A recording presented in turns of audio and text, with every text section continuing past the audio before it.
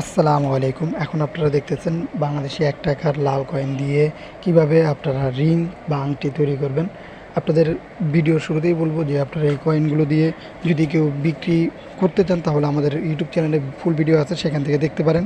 এছাড়াও আপনাদের একটি কথা বলব, সেটা হচ্ছে যে এগুলো দিয়ে আপনারা বিভিন্ন ধরনের রিং তৈরি করতে পারবেন।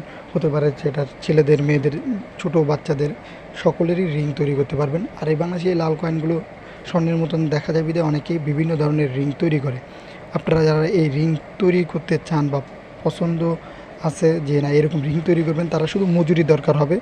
আর এই লাল কয়েনের ওয়েট আহামরি যে অনেক সেটাও না। আপনারা এই কয়েন দিয়ে মোটামুটি ভালো স্বর্ণের মতন দেখতে এরকম রিং তৈরি করতে পারবেন খুব কম টাকা, কম খরচে। এতে করে আপনারা চাইলে সোনার বা স্বর্ণের মতন যে জিনিস ব্যবহার করতে পারবেন।